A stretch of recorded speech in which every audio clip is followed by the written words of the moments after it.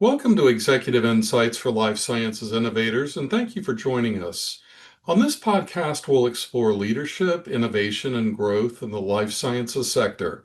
I'm Don Alexander, founder of GeneCoda, a boutique executive search firm dedicated to connecting visionary leaders with life sciences companies, shaping the future of therapeutics and scientific tools. On each episode, we'll dive into candid conversations with industry pioneers, uncovering strategies, insights, and real world experiences that drive success in our industry. If you're interested in presenting as a guest of a future episode, please scan the barcode image at the top of my video frame and follow the instructions. Now I'm pleased to be joined by Anil Goyal, the CEO of Invention Therapeutics. Welcome, Anil. Hi, Don. Great to be here. I think you're doing a fantastic service to all of us by bringing this podcast. Well, we really appreciate your time and interest in joining us, Anil. As I mentioned, today's guest is Dr. Anil Goyal, the co-founder and CEO of Invention Therapeutics, a venture capital-based biotechnology company developing globally accessible therapies for a broad range of diseases, particularly rare and orphan diseases such as sickle cell disease and Friedreich's ataxia. I always have problems with that word. Anil brings about 30 years of experience across biotech leadership, company formation, fundraising, and strategic partnerships spanning multiple therapeutic areas and modalities. In 2025, he helped lead Invention into a strategic multi-year collaboration with Novo Nordisk, focused on developing oral therapies for sickle cell disease and other chronic diseases. Anil earned his PhD in microbiology and molecular genetics jointly from Rutgers University and the University of Medicine and Dentistry of New Jersey, and also completed professional training through the Harvard Law School, Harvard Business School, and MIT Joint Program on Negotiation. So don't get into a negotiation with him. In addition to his work in biotechnology, Anil is also a passionate ecosystem builder and co-founder of the Open Doors Group, a nonprofit organization focused on increasing equity, diversity, and access for the next generation of life sciences entrepreneurs and innovators. An avid Star Wars fan, Anil owns a pair of bedside lightsabers and he likes road biking to see the world. So again, welcome, Anil. Thank you, Don. Thank you for going through quite a bit of that Yeah. background. And you've been part of my journey when you placed me at Heat Biologics quite a few years. So I thank you for doing that. Well, absolutely. And it's been an honor really getting to know you and watch you work, so to speak. So, Anil, let's jump into your career journey, leadership philosophy, things of that nature. What initially drew you into the life sciences industry and what motivated the transition then thereafter into these company building roles that you've occupied? Yeah, I think it's phenomenal that as I look back, it looks like a straight line, but it's not a straight line in my career. My interest in, first of all, uh, diseases began when I lost a cousin to cancer when I was in high school. And it's a cousin who lived with me. He had head and neck cancer, and I really saw him melt away. And I grew up in a family of army. My dad was in the army, and my uncles were all in business. So I wanted to go into science, and in order to really work on future discoveries and developments. And in the 70s, a friend of mine, mother, brought a Time magazine from the US, which had recombinant DNA as one of the future frontiers. This is when recombinant enzymes were discovered and you could clone. And that fascinated me as to, okay, I want to learn about these science aspects. So I did my bachelor's, master's. I taught a couple of years in India, but I had no idea what I would need to do for research. And so I came to the US doing PhD. I still didn't know what I wanted to do. But I joined Merck in the beginning for about a year and a half. and then saw the whole genomics world start to happen in front of me in the 1994, 96 timeframe. So I came to Boston, and I spent a few years in the Human Genome Project, as well as some microbial genome projects, but I still did not know what I wanted to do. And I turned my science career into business development at Millennium Pharmaceuticals, which actually shaped enormously my view on how to build companies and how to have vision, how to have chutzpah, and how to go, without any inhibitions into the world. And so I really experienced a lot in the early days of my career in the 1990s at Millennium. And from Millennium, I got recruited to come to North Carolina about 23 years ago. And I have to tell you, I've had the joy of running companies and now starting companies. And I think what I want to do next is to really build the ecosystem that I think is necessary for our country when we compete with in large countries like China in the innovation frontier. So so it gives you a sense of where I have meandered along the way with the true focus of innovation, and I think if my leadership style has changed enormously from when I was a scientist or a project manager, where I was a downward focused member.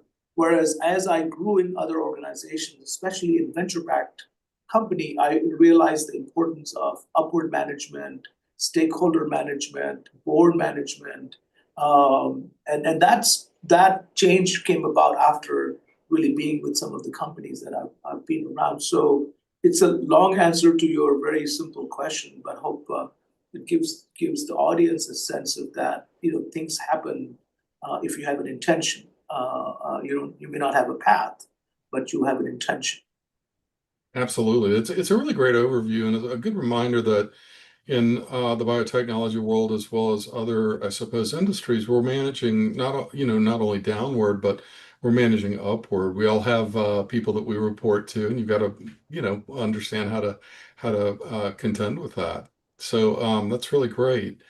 Let's jump in, and we're going to come back to some of the other areas that you're working on, Anil. But let's talk a little bit about your work with Invention Therapeutics. Could you talk a little bit about what the scientific vision is behind the company and what problems basically you're aiming to try to Yeah, solve? yeah. No, I think it's a fantastic question to ask. One is to say, what we are doing today, we hadn't even envisioned we would do in the beginning when we started the company. And I'll, share with you the journey of that. So we founded the company from UNC with Professor Jenny Ting, with the idea of initially microparticles to deliver, certain immuno-oncology molecules that were needed to be delivered to macrophages. And within a year, we realized that the platform that we had at that time was not going to really be attractive to investors, attractive to pharma partners. And we had to do our first pivot at that time back in early 2020. And literally, we drew up a plan with the help of the scientists and Jenny Ting, and focused on a new area called inflammasomes. And we raised, a small seed funding from Osage University partners, Hatteras Ventures, Dellen Ventures, as well as Alexandria. And that effort continued for about 2 years. And in the midst of that effort, we actually discovered what we are today pursuing. So that's, third pivot happened by a discovery that was made in another space. And we have these molecules called the BAC1 inhibitors that we are pursuing, and I can tell you more about pursuing towards the clinical space. One in collaboration with Novo Nordisk, and a second group of molecules in collaboration in our own hands for Friedreich's ataxia and sort of the CNS disease you mentioned in the beginning. So it's a company that has evolved within the 6-7 years through 3 pivots, and it's the resilience of the scientific team to see what is there that's interesting, think through why it is interesting, why it would be interesting for investors.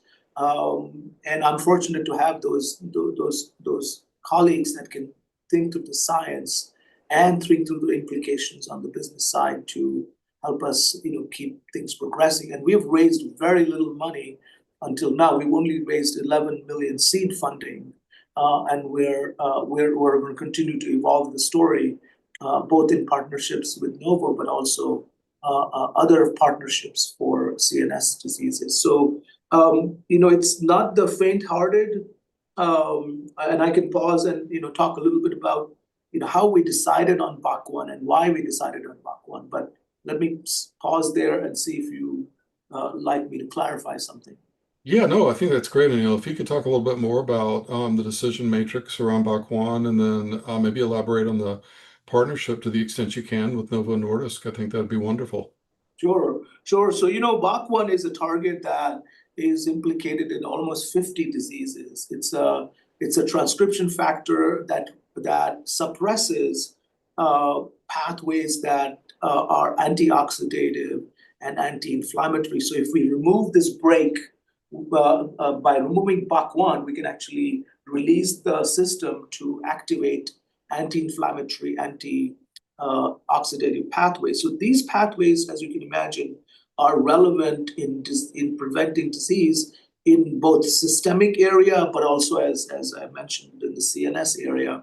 So when we looked at the diseases that this pathway can go into, we had to do actually a very long strategic process to do disease selection to decide which disease do we want to work on first in order to prove the concept that this drug would work in humans. And after that 6 months or so exercise, we actually decided the sickle cell disease continues to be an unmet medical need in spite of 2 gene therapies. And I can elaborate on that if we have some minutes. Is that oral small molecule is still needed for majority of the patients who are in Africa or Middle East.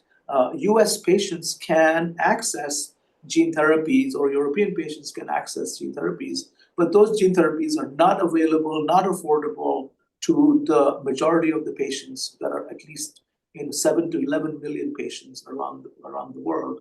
And so when we looked at that whole equation, we felt that our oral small molecule will actually have an impact, and we can get a signal very early in development, clinical development, that shows that our drug works. So we are very fortunate that we chose that disease. And when we were looking for funding in 2023, 24, it was very clear there was going to be no access to capital because of the frozen venture capital environment. And we were fortunate to have started a parallel process to look for a partner for our program, and that's where we actually found out the huge commitment Novo Nordisk has to sickle cell disease, and so in 2024 we started the process, and we finished the deal in 2025, and I can tell you more. Again, I'll pause if you want to ask some details about the process that we went through. So this process took us easily about a year and a half in that nuclear winter of financing. So the entire partnership with Novo Nordisk itself took about a year and a half to germinate from initial conversations Yeah, I to. would say year and 4 months. Yeah, a year and 4 months to happen. And I can tell you one of the beauty about business development is we had many discussions with Novo prior to 2003, but in 2003 at a ASH conference I think it was San Diego, I met with one of their key business development people who really knew that this target is of interest. So until you find the right person within pharma, you shouldn't give up. Mhm. And so you have to have some capacity, some interesting improved data advancements that allow partners to look at. So that's my experience, not just with Invention, but many companies, that you have to actually interact with multitude of people to find the right person that will take your program forward. It's a really valuable and salient point for the community that may be listening with us here today. Don't give up. Keep Well, at it. to that point, actually, one comment I want to make is, so yes, in this instance, you don't want to give up, but in business development, you also need to know when is the data package, telling you need to give up. Data package. Yeah. So if the data package is not there and you cannot get to the next, answer or next killer experiment, then you do need to know when to fold it. So, to use the gambling term, you need to know when you want to hold it and when you want to fold it. I think Kenny Rogers has a song on that. Yeah, hats off to Kenny. Yeah, that's brilliant. That's brilliant. And I appreciate that. Let's talk a little bit about just kind of the business strategy and to the extent we can here.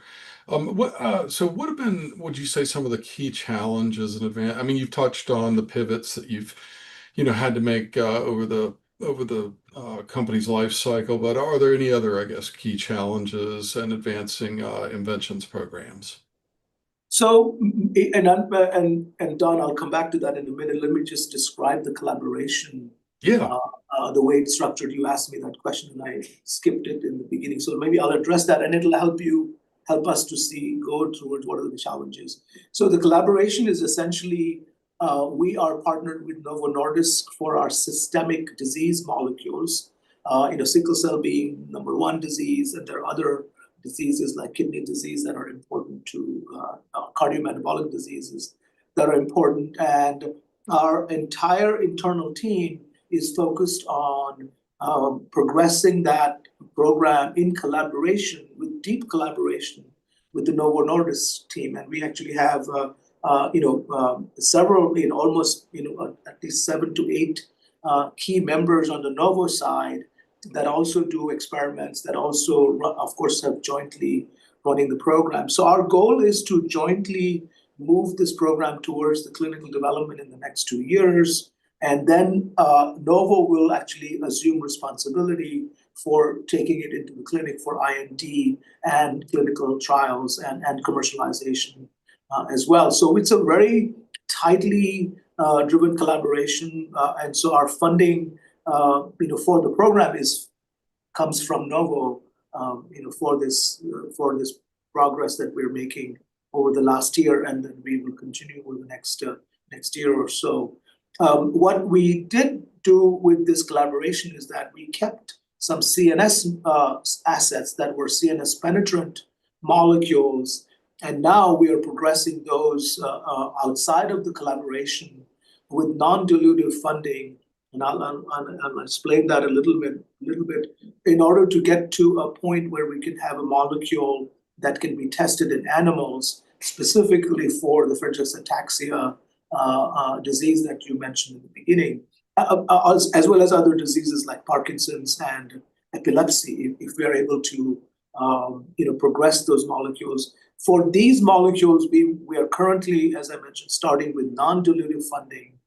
Initially, actually, we were very successful last year in getting an award from a CRO.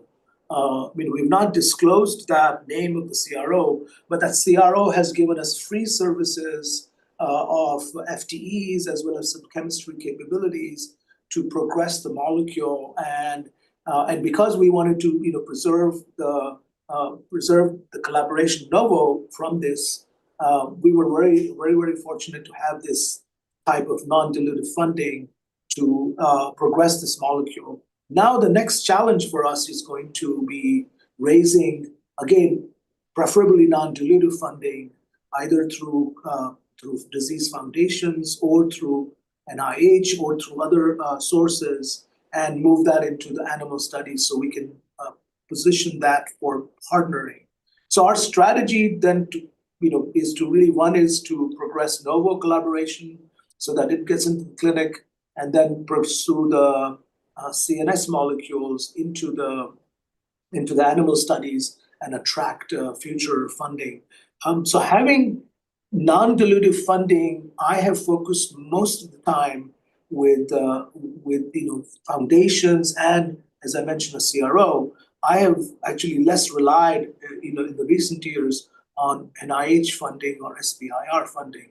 And when we get a chance, I'll tell you my view on that. But so we're funding one through Novo and another through currently through CRO partners.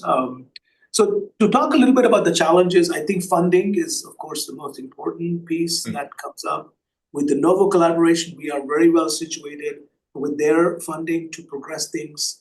But the CNS side, we still have to bring it closer to the clinic that it becomes attractive for venture funding to help. One of the things that we're focused on is, of course, rare diseases, and so foundations are certainly one of the places to go to, for this funding. I think outside of that, really the challenge that I see now in where we sit in the United States is the competition that's happening from China. And I think the speed with China can move both in terms of creating chemistry, creating biology, because they have really very good talent and great resources, and they have regulatory advantages in how fast they can do clinical trials. So I think we in the US need to continue to think about how are we going to compete with countries like China that are, as you can read in the news, generating really very good assets and very good solutions for diseases. And I think every aspect of what's happening in the United States impacts our ability to innovate. Absolutely, Neil. That's a great overview. It really strikes me how creative you and the company have been in terms of the different ways in which you've relied in some cases on partnership, Novo Nordisk, CRO, et cetera, non-dilutive financing, very creative and differentiated based on the modality, the assets I guess, that you're looking into. So uh, again, I think really important points to bring forward for the types of people that tend to listen to this podcast.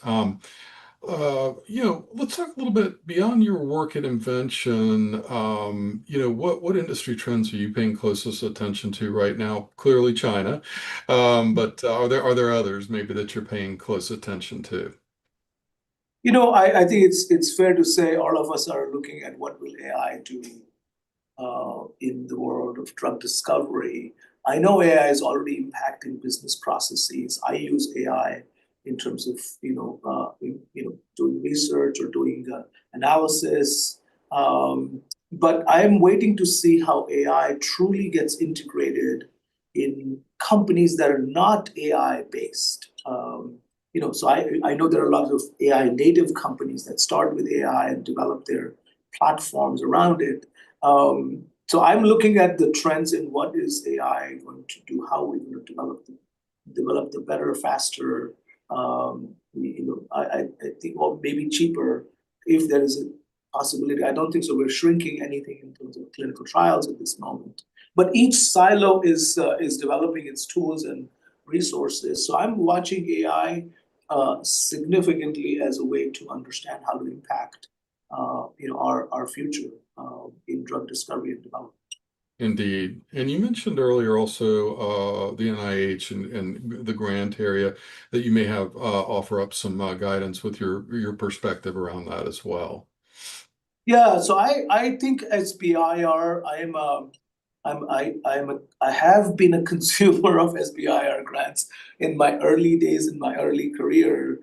I have now realized after watching a lot of companies that yes, if I said AI, I apologize for that. But SBIRs, I think, are great when you are trying to add some elements to your core strategy. If SBIR is there to fund your core strategy, it's going to take a very long time, and you will get distracted along the way. And you will develop this view that because you've had non-dilutive funding, that companies should be given enormous credit for that money. And from my experience, investors rarely give you dollar for dollar credit for the SBIR money. All we care about is there a product Is there an idea? Is there a therapeutic that's coming out of this? And I think SBIRs is great for the beginning to just launch the company, but then a company really should very, very quickly focus on how is venture capital going to fund that. Otherwise, it becomes a lifestyle.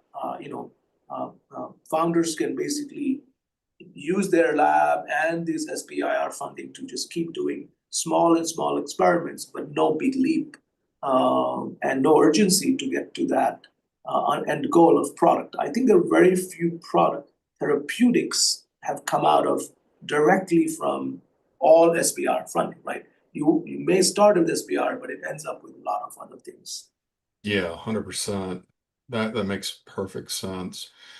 You recently mentioned to me the Discover R&D in North Carolina initiative. Curious if you could explain that a little bit more, what motivated you to begin, I guess, highlighting the depth of research talent in the North Carolina area. Yeah, Don, it's a new passion of mine to really raise the profile of what we already have in North Carolina. So when I moved here in 2003, there was a huge anchor called GSK. They had 20,000 scientists. There were so many companies that we used to talk about in that era of 2001, 2003, 2000 to 2008 timeframe. And I think the disappearance of or moving of GSK from here, and also a loss of our anchor VC firm called Intersouth Partners that had about $2 billion under management, our R&D infrastructure expertise have sort of gone underground.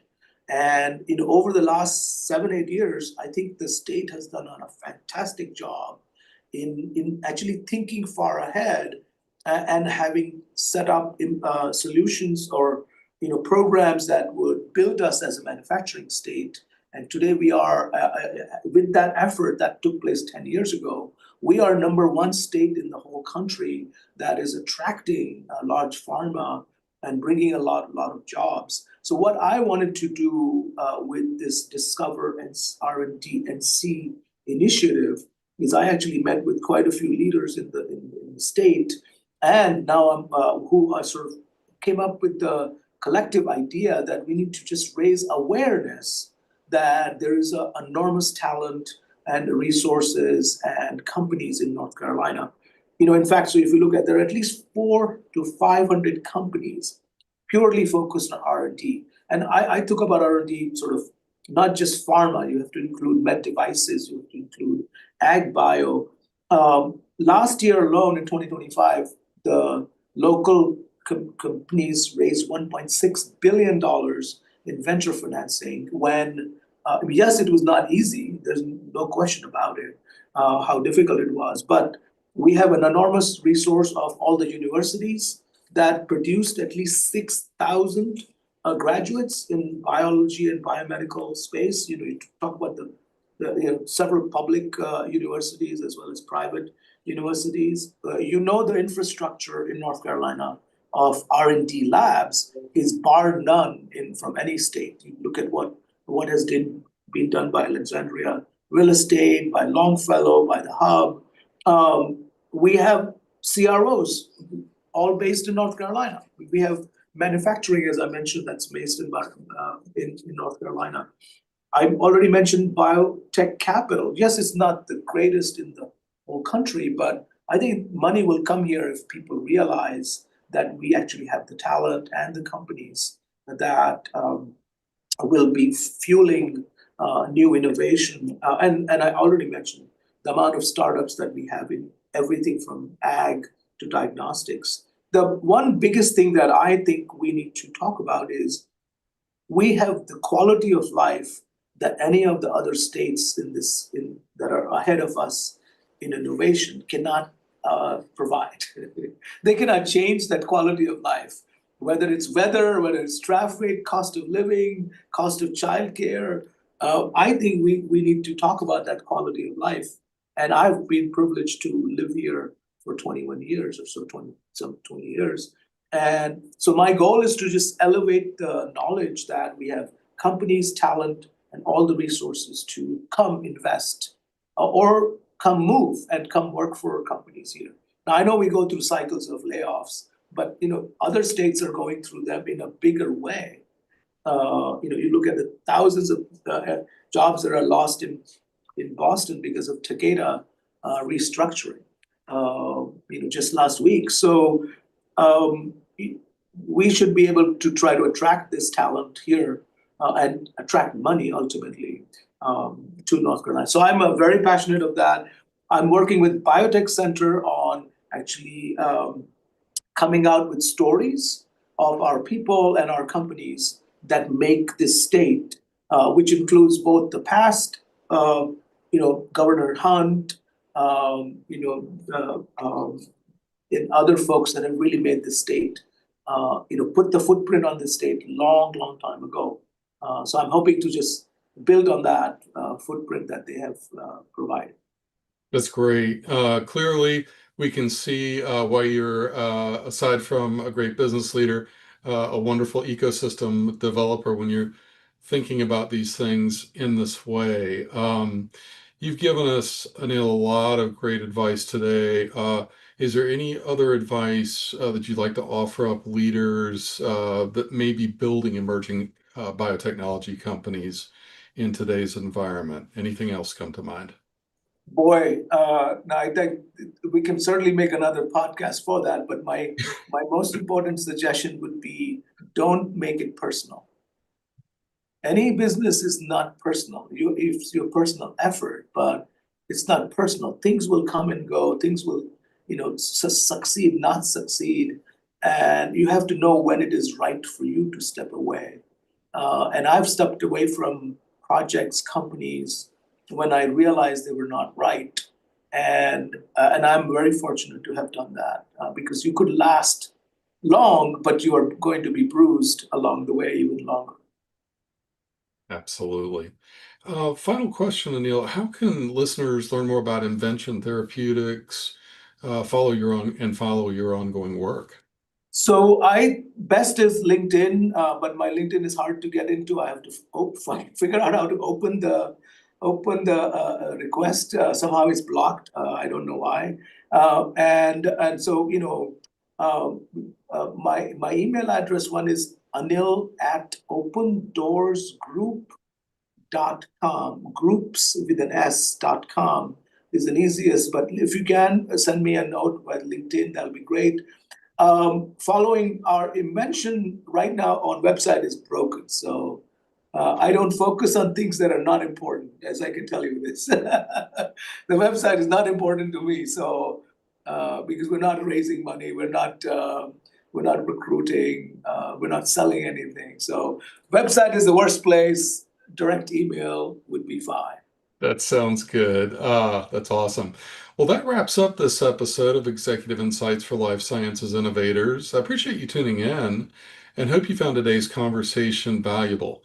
If you enjoyed the discussion, please be sure to leave a review and share it with your network.